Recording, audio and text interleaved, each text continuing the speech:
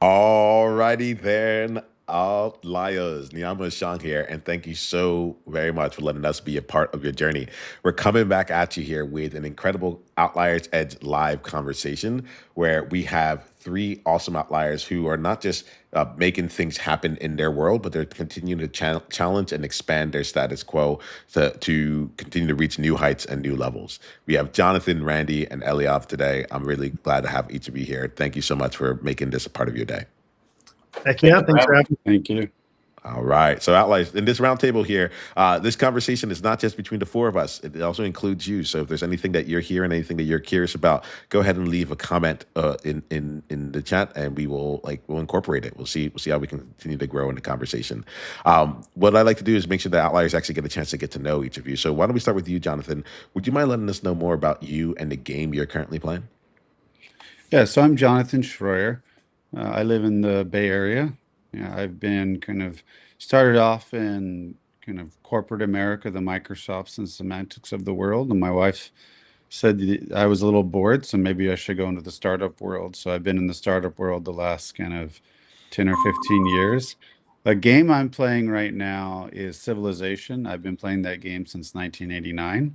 It's a game about, how do you win? And some people play it to dominate. I don't play the game to dominate. I play the game how do you win in non-domination facilities, which requires a lot of problem solving, critical thinking, and strategic decision making.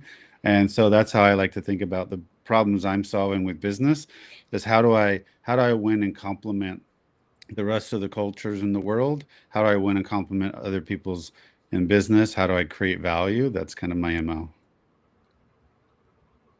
Oh, well, I appreciate that, Jonathan. I'm excited to dive further into that as we go along. Let me ask you this: like, for any outlier that's listening to this here, I hear the overarching mission or the overarching MO. How exactly do you go about doing this? We'll just give a little bit of time to this, just so that like we get a chance to see like, oh, what is Jonathan up to in the world?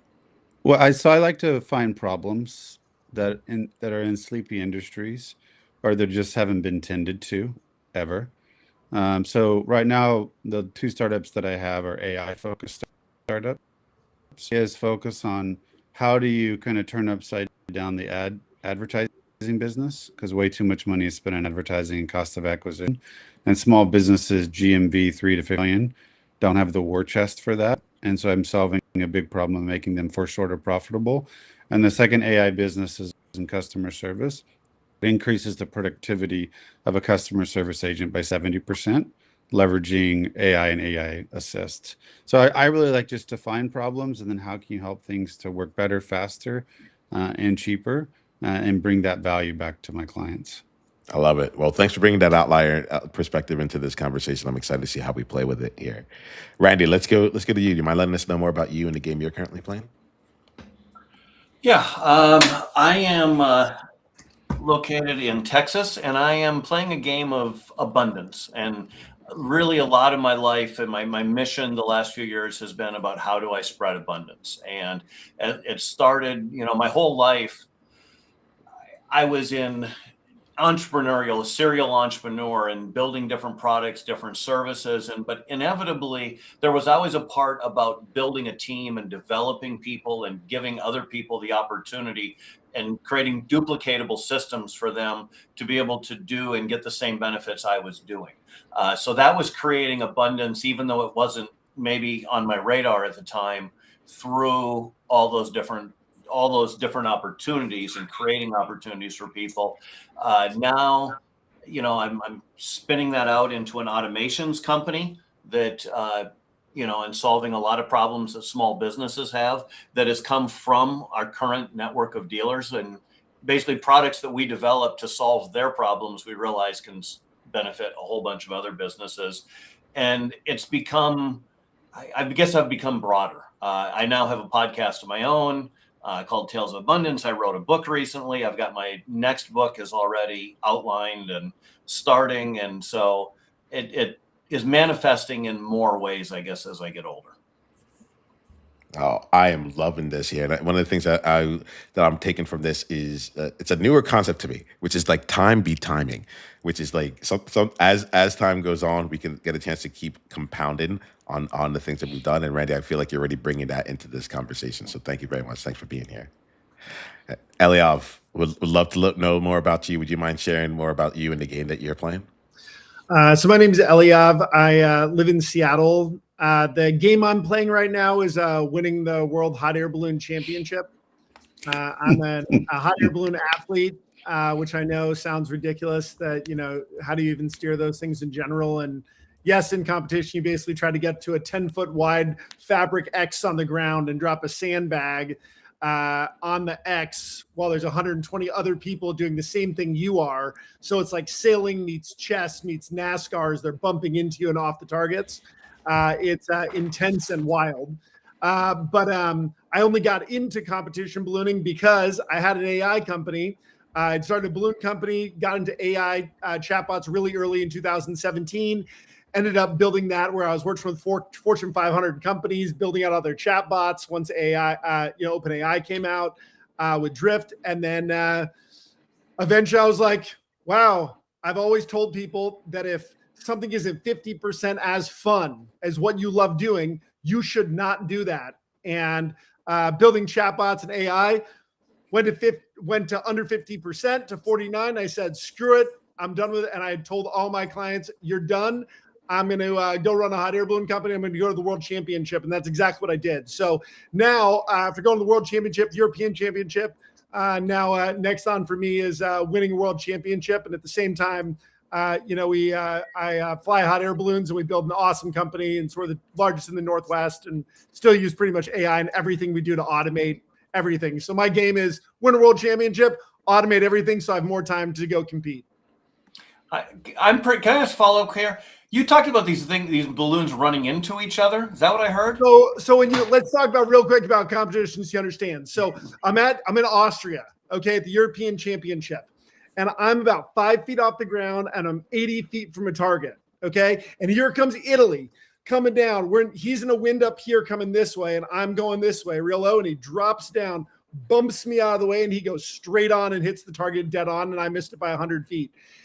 So it's safe for both envelopes for the balloons. You can see the envelope for those to touch, just kind of a basket touching another envelope. But otherwise, sometimes it's just like NASCAR. You're all in the same wind right next to each other, and it's very, very intense. So although you're only moving 5 to 25 miles an hour, it's those small moments that make all the difference. So it's no longer the overarching. It's in that moment. Are you playing defense? Are you playing offense? Are you going to dive down into the target? There's so many things coming in at once. So it's the best way to explain balloon competition is NASCAR meets sailing meets cornhole meets chess. I would have never expected hot air ballooning to be a contact sport. So it's a slight contact sport, but it's mostly it's just you're in two different winds and you're gonna bump, and that's okay. It's the FAA basically says, hey, as long as you don't cause a collision, a dangerous collision. And that's not a dangerous collision of two envelopes touching. So it's all good. Yeah. See, I love this element, and this is we're going to be playing this game in a really, really fun way here. I love how you're in two different winds and you're going to bump. Like in my mind, I'm like, all right, where does that show up for me in life? Like what is the parallel of that in life and business here? So like Outliers, as you can see, like we're playing with a group of outliers. Like all of us are out here doing something different. You guys aren't all hot air balloon pilots also? Okay. I play a game podcast for a moment. Jeez. Yeah, right. I play a game called beach handball, and in the States, there's not that many people playing it. But I'm like, I haven't met anyone else that plays who's a hot air balloon athlete, and I love this here. I love this here. And what I'm curious about right now, I'll start us off with our first question here, which is the question that's coming up from my mind is like, what is the thing that no matter what you end up doing right now, whether what you're working on right now has evolved into it, or you've said, hey, you know what, I got underneath my 50%, I have to go to it here. What's the through line that you all that you actually like bring to every single new project that you take on, or new engagement that you take on, that even if it looks different on the outside, wildly different perhaps on the outside, it's actually still the same thing, just in a different context. Would any of you like to get us started on that one? Yeah, I'll start it. I think for me, it always comes down to 100% mindset. Number one is that, going back to Miyagi, the way you do one thing is the way that you do everything. And for me, back in the day, I sold educational books door to door, 80 hours a week. And I look at everything I've sold ever since and being part of high tech and all kinds of stuff. People want your product. When you're selling stuff door to door, people have no idea. And so there's a lot of negativity and challenges, and it's the most challenging sales environment. And if you can find a way to be positive and motivate yourself and create goals for yourself, you're going to be successful no matter what you do. And so I find the same thing. And whenever I'm taking on a new project, it's what is my goal and I know that I'm going to be 100% committed to it. And then it's doing it with in an extraordinary way, creating extraordinary customer service, creating it in a way that is that people are delighted by. And in everything I do, that's what it all comes down to. And of course, for me, it's my favorite quote in the world, which is, from Boiler Room, where the guy looks at me, you guys all see Boiler Room, right? Where there's like selling fake stocks, and the guy goes, "How are you so good?" And he's like, "It's because I'm Jewish and I have the mind of a champion." So I just take that with everything I do. I have a mind of a champion. So I love it. I mean, I think for me, so I kind of look at two things. So I have autism. And so I tend to have some sensitivities and then some strengths, if that were. And so data is one of my strengths. Being able to comprehend massive amounts of information as a second one. And then my third one is, how do you simplify this so everybody else can understand the value? So wherever I'm at, I'm always looking at, well, what's the data saying? What's all of the information that people are trying to comprehend, and then how do you distill that down into something that can provide kind of that 10x value? So whether I'm in AI gaming, or whether it's a startup that I did with services, or earlier in my career when I was a forecaster, it was all about those three things, and that's kind of been the theme that's been throughout my career. So for me, I would say if I'm going to go through my whole career, it's been something that's interesting to me. The first business that I ever had was, it was fascinating, but in retrospect, it sucked, right? It was just a grind, and I was interviewing people nonstop and constantly recruiting. It was, it was direct sales, and I grew so much and I learned so much. So for that season of my life, that was interesting. Now that would be like, I'd rather go to the tallest building in town and jump and go back and run that business, right? It was interesting to me when I was 20, 21, 22, 25, and then it stopped being interesting.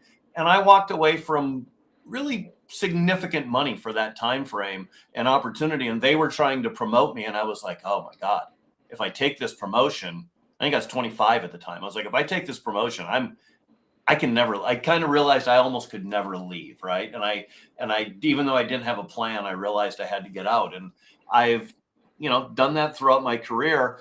And a lot of it was about creating freedom for me and other people that turned into sovereignty over time.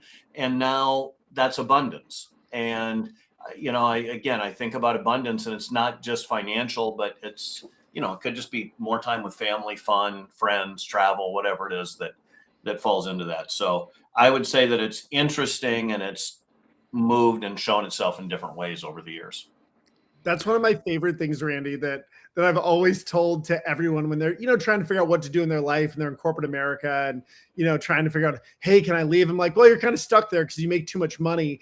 And I was talking to my friend James the other day, and he's, makes $300,000 at his, being a VP of marketing at a decent sized company. And he goes, yeah, I just want to, I just need to save a little bit more. So I've got like my backup. And I was like, no, you don't need the backup. The backup is what screws you. Because if you have a backup, you don't have to be successful. There's no reason to go and win, right? Yeah.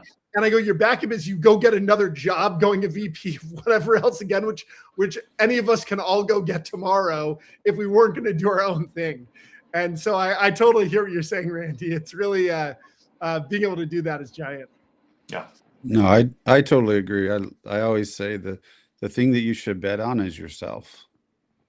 especially after you have enough experience in your career. And I love, Randy, that you're talking about abundance because I meditate every morning and I meditate about abundance every single morning. I have 4 or 5 phrases that I say to myself where What are your I'm positive affirmation phrases that you say to yourself every morning? Just out of curiosity. So the first one is about my family. And so I am so happy and grateful that Kristen, Anderson, and Jonathan are both lovable and love each other and treat each other with kindness and gentleness throughout the day. So that's the first one. So the second one I say is, I am so happy and grateful that increasing amounts of accretive opportunities, blessings, wealth, money, and gifts come to me in different and diverse ways seamlessly. And then the third one I do is, I'm so happy and grateful that I love myself for who I am and for who I'm not, and that I have a purpose that will unfold itself to me in the time that is needed. And then the last one I've added as a entrepreneur is, I'm so happy and grateful that investors are interested in what I'm doing and are willing to provide their knowledge, their money, or their time to help me benefit the goodness of humanity. So those are kind of my 4 affirmations that I say almost every morning. That's awesome. Yeah, they're really well thought out. Yeah, those are mine extremely tend to be more from the hip when I do them. Mine are like, I'm awesome. I'm ultra cool. I'm a badass. I'm going to crush it right now. You know, very in the moment. And then, of course, I look at myself in the mirror every day and go, you good looking thing. Don't you ever die. You know, mine are very in the moment, not so thought out. I appreciate that yours. Well, I think, Randy, but I built mine based off of the abundance concept. Yeah. So if you think about each of those are abundant, rooted. And then one of the things I've learned about the universe, regardless of your belief system, we'll just call it the universe, is that when you try to force the universe to your will, you always get stuck in the rocks on the side of the river. But if you keep the mindset open and let the universe flow you down the river, then you can continue to go towards the journey, the goal, and the destination of what you're intended to do, rather than trying to force your will on this universal opportunity. Yeah, that's a big lesson right there. That's one I've done some work on myself in various ways, figuring that out. Is I used to think I had to figure everything out myself, right? And there's so Wait, you said you don't? Yeah, amazingly, if you ask the universe, it will generally just give you the answers, right? There's people have done so much of the stuff that I had to figure out from scratch. I now understand people have figured out before, and I can, even if I want to improve it 5 or 10% or, down the road, it was so much easier to look at best practices than have to start from the beginning every time. Yeah, Outliers. Go ahead, Jonathan. I was going to say one last thing is, I think that what's cool, Randy, about what you said is when I do these affirmations, it also changed my mindset to be less worried and less stressed about what I control and what I don't control, and focus more on, well, what is the opportunities the universe is presenting to me, and then it's my job to apply. It's my job to go after it, right? The universe isn't just handing me something, right? There's this beautiful opportunity. Now I got to grab it. I got to do the hard work. I got to run with it because it's the right opportunity. But I love what you said there, Randy. There's a few things. So Outliers, as you're talking, y'all are all saying your like what you say to yourself. I realize right now that I dropped my practice. I had this practice. It should be like a 12-minute manifesto that I would go and say, and I had all my arms were up in the air, it was everything. I'm like, I have to get back into this here. Jonathan, what I got about your statements was that you say it, you knew you didn't know you were going to bring it into this space, and I could feel how rooted that was for you. And I'm thinking about here, Outliers. One, put in the comment if there's anything that you do to cultivate abundance, bring yourself back into yourself, lift yourself into the being that you want to be out in the world. Go put that into the comments here. Let us know your practice with it. And two, if you're not doing it, let's clearly there's something in this space where I'm going to encourage us to step into it. So this is as you're talking, there was a number of different places that really got me, and I think that one of the things right now that's playing out for me is this. Randy, you brought up freedom, sovereignty, abundance. right? And you talked about it as a bit of a progression. So we were talking right now here about abundance, and we may not spend too much time on this here, but I was really interested in like the distinctions you have around like the freedom versus the sovereignty, like how you see each of those three differently. And so I'll use it as the first part to step into. But for the conversation we can have can either be directly about that, or if there's like an understanding of the world, or how you operate business and impact that has evolved over time. Like I would love to hear if y'all have any like frameworks or any yeah, I'll just use the word frameworks right now for it. But Randy, you really struck me when you talked about that progression. Yeah, I mean, when I was young, it was freedom, right? Part of that's growing up in America, the land of the free, and all of that. But and I grew up. My dad was a farmer, and it was just, I, you know, I wanted to be able to be free, and I'm not particularly fond of people telling me what to do, right, or telling me I can't do something or whatever else. So there was a lot of it, and that was there for years, and then that added things like if you're financially free, that opens up more opportunity and you can whether it's to work how you want, live where you want, travel where you want, eat the food you want. Sovereignty came more about being in control, right? Because we can be free and we're still not in control of our lives, and being able to just little things. I put solar on the top of my house a year or two ago, not necessarily because it was a good financial decision, but I live in Texas. We had, a couple of years ago, we had an ice storm and we didn't have power for 5 days. Well, I'd rather not live through that again. Now, if we do that again, I'll have power on top of my roof, right? So that's a little thing giving me sovereignty where I don't have to rely on anybody else. And abundance, I think, is more of a realization of me serving and meeting people where they are at, because it seems like everybody would want freedom and sovereignty, but lots of people don't care.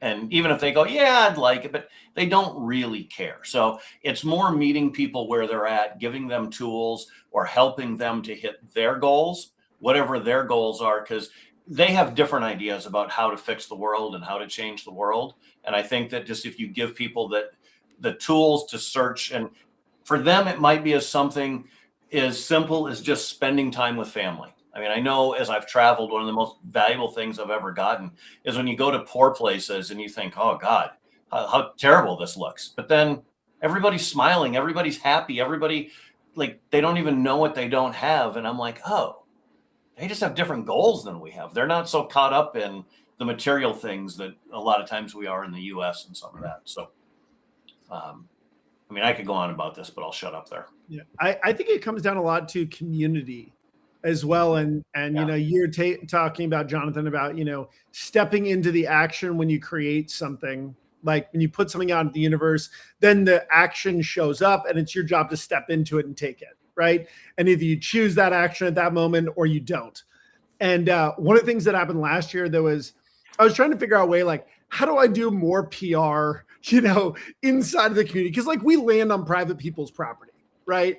Like we're literally landing on farms or landing in people's front yards, right? Like most people like us, but like every once in a while you're gonna have someone who doesn't. I was like, how do I solve that without looking like I'm solving it? Right? Because if I try to do some PR thing, it's like I'm pushing it too hard, right? Jonathan, you're talking about like or one of you, I don't know, it was like you can't push the universe right into it. Jonathan, you're saying you just kind of have to be where it is and meet it where it is. And so I've been trying to come up with something, trying to push, and finally there was a Facebook post. And someone said that the kids at the local school district where I fly over, that some of the kids didn't have lunch money. They had a deficit and were getting cheese sandwiches for lunch. And I was like, that's crazy. And it's snowing outside in Seattle. And I'm like, man, if I could do a hot air balloon glow and, bring a bunch of hot air balloons to a park basically at night, glow them, we could raise like $25,000 in like 2 hours. Never done that before, by the way. Right. But I was like, hey, we could do this. And I looked the next day, and on Friday, a week, 6 days out, the weather was going to be perfect. I was like, it's going to be cold, snow on the ground.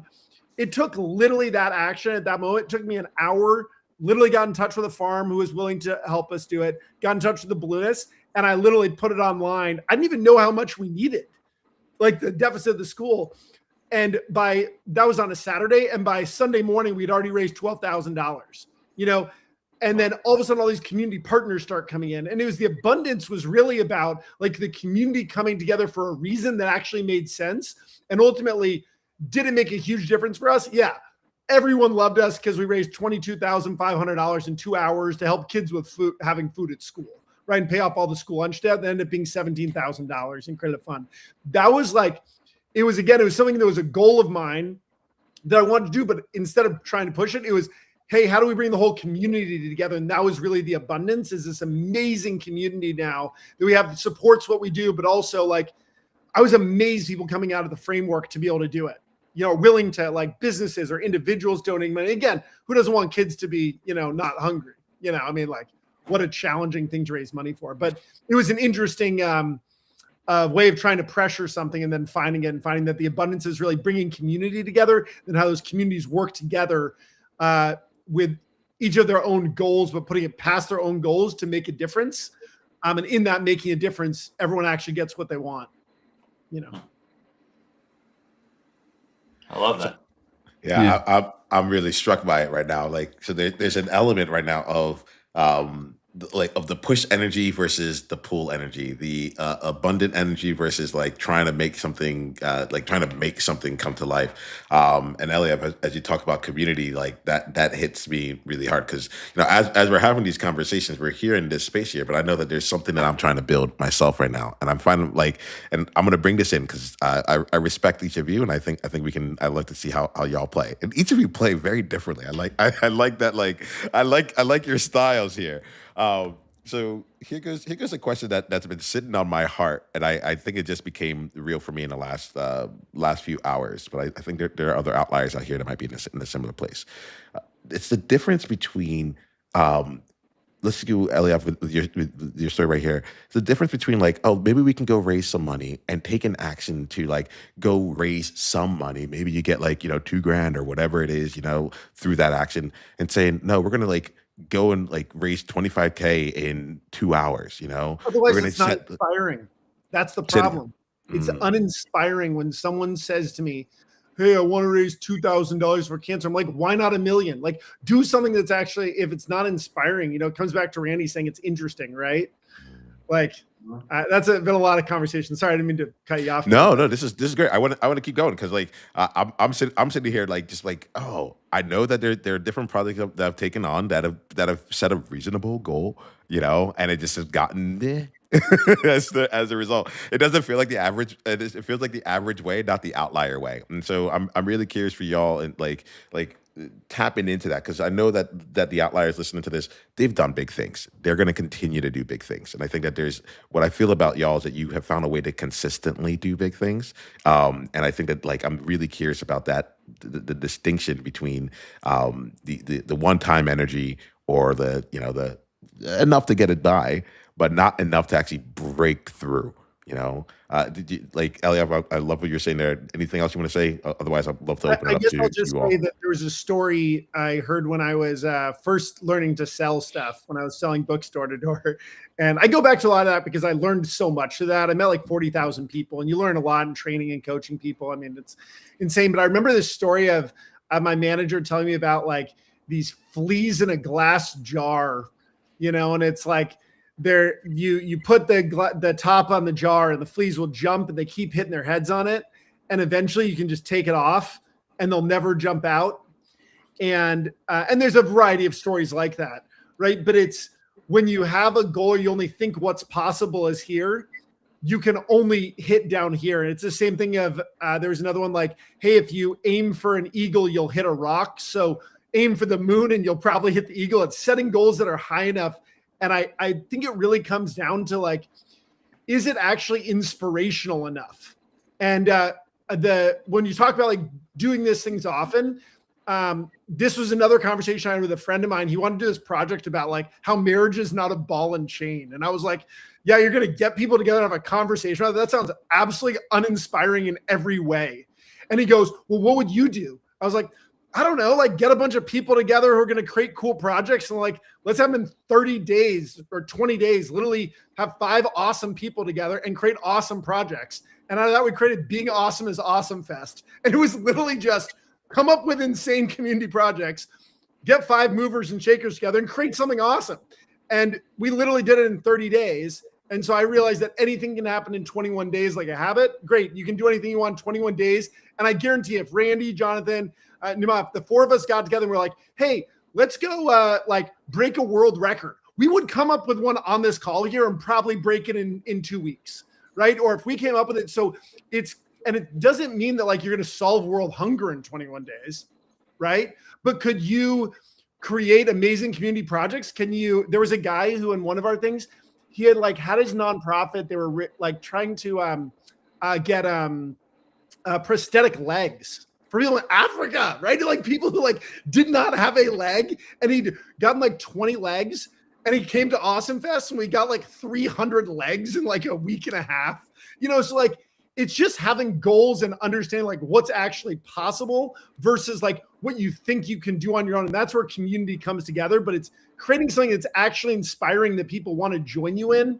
Because if it's too small, it's not actually interesting. And I'm not saying it's not great to raise $2,000 for someone who has cancer, but why not go all out? And the only reason people don't is they're just scared. And well, what if I fail? Who cares if you fail at world hunger?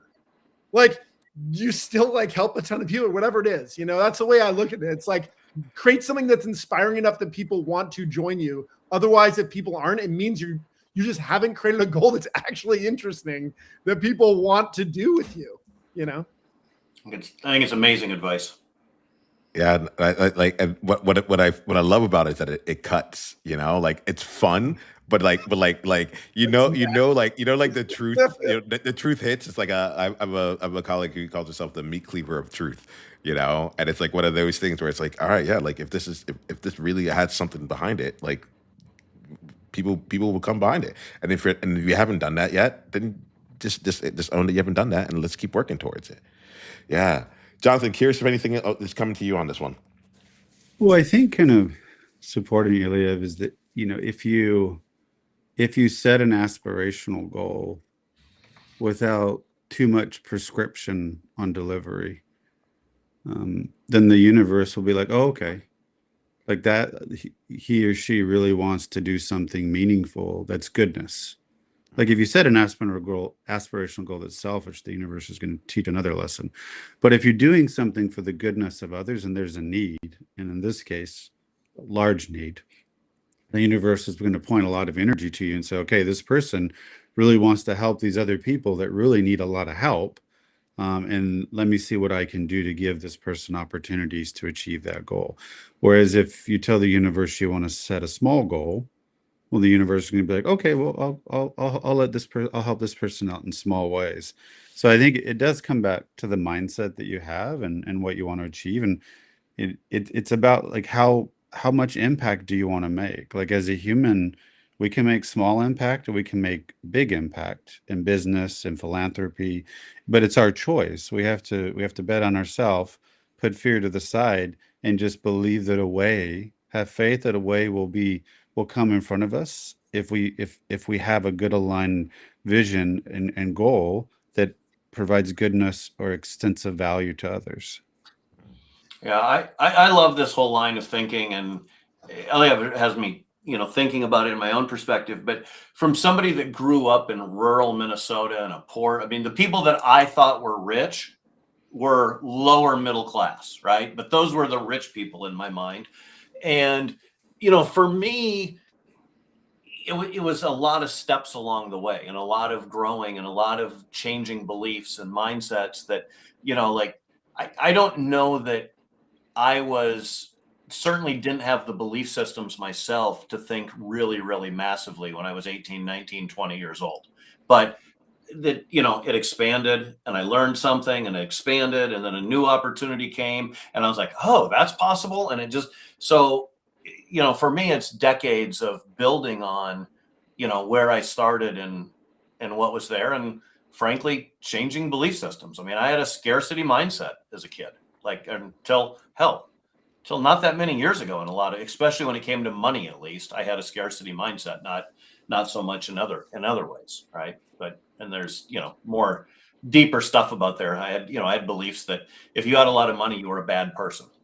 Right. And you couldn't be a good person. And so it was almost self-sabotaging for I'd make money and lose money and make money and lose money because, I think I didn't want to be a bad person. And if you had a lot of money, you were a bad person. So I do think people need to just go, where are you? Go as far as you can see. And when you get there, you'll be able to see further. I think organizations also run into the same challenge, because I remember when we were there was this local group during Awesome Fest. And again, I did this a couple times because it's just like when I was like, I need to be inspired. Like, let's go create, like, bring some community together, and we'll get a bunch of mover and shakers and have someone donate the space and create something cool. A bunch of people coming together with their superpowers, right? Do something neat. And there was this guy who, Beto, really awesome guy who like works with immigrants in helping them in getting like businesses started, and he wanted to do it in Spanish and all this stuff. And they go, yeah, we really need, like, I'm working with the food bank and we really need like a new fridge. And I was like, there's nothing inspiring about a new fridge, right? Like, that is not an inspiring, like, great. I know you need a new fridge. Congratulations.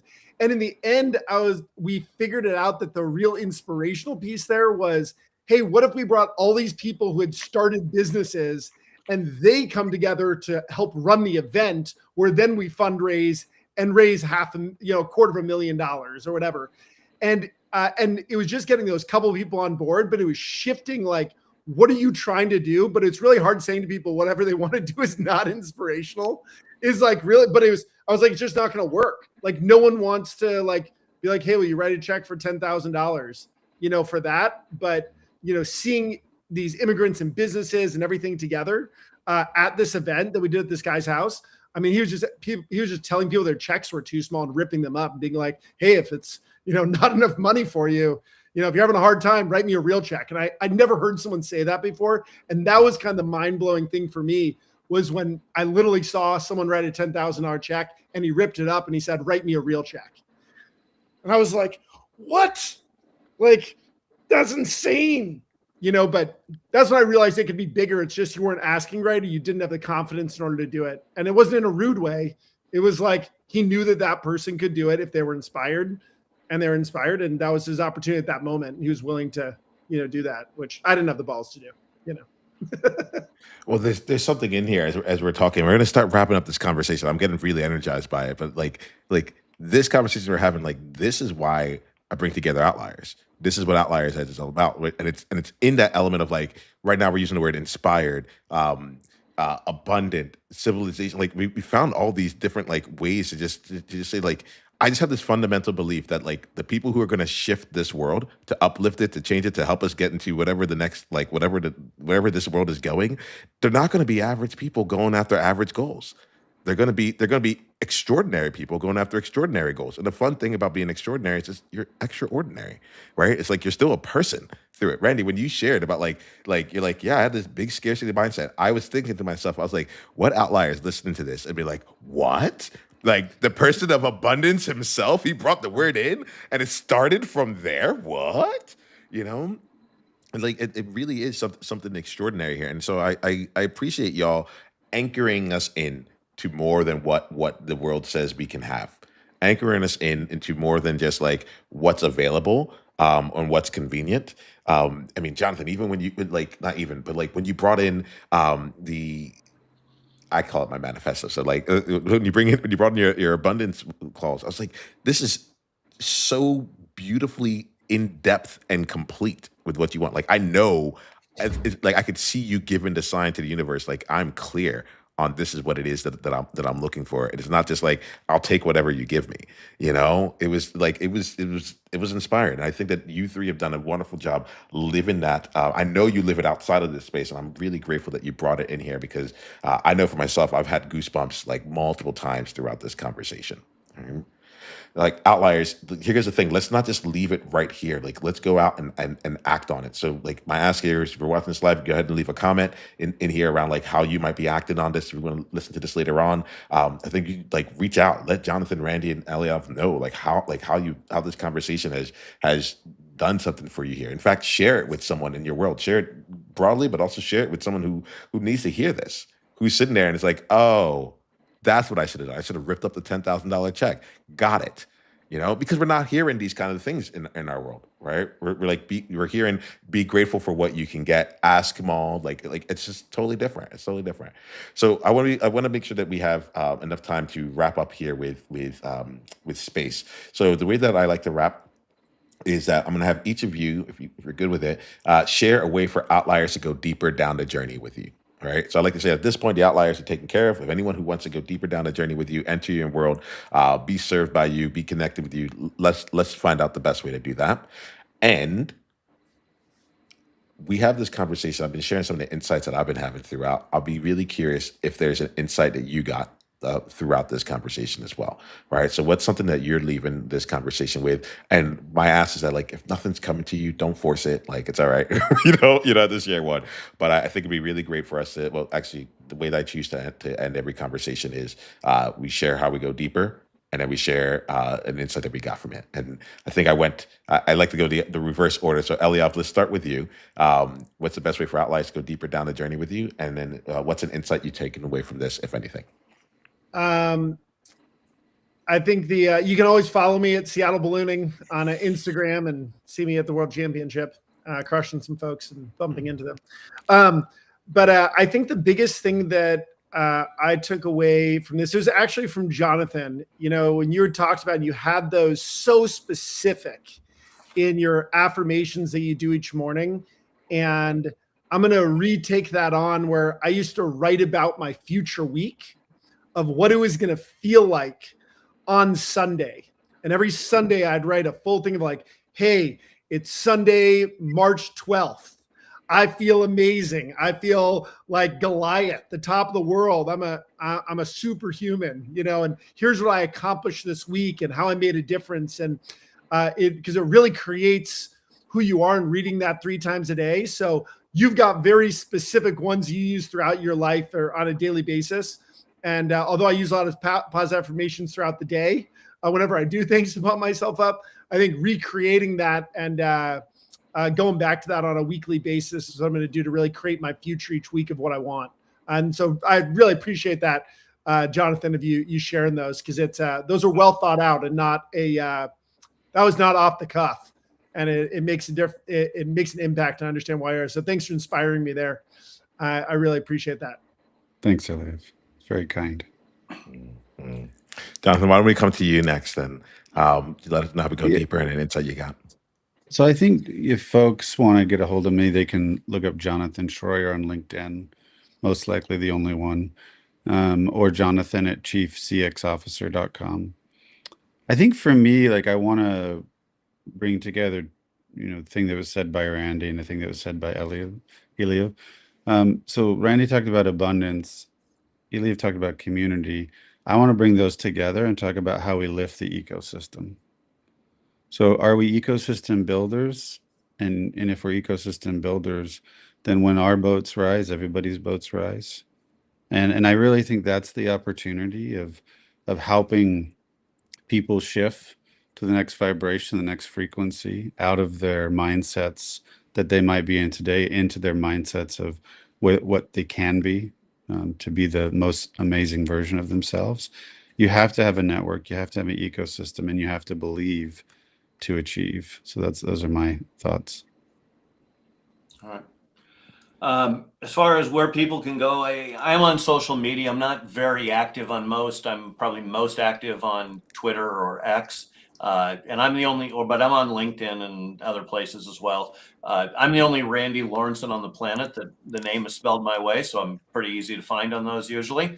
And then as far as my takeaway, I think it's what Eliyav was talking about making goals, the bigger goals, kind of really is going to stick with me walking away. That, it is easier to get people on board to go after a really big goal than a little goal, right? Like, so what? And so I think for me, that's the big, and if people really want to follow, probably the most fitting thing for this conversation is our podcast, Tales of Abundance, or Tales of Abundance, Why Settle for Less, probably speaks to this audience a lot more than my Twitter following, I'm guessing.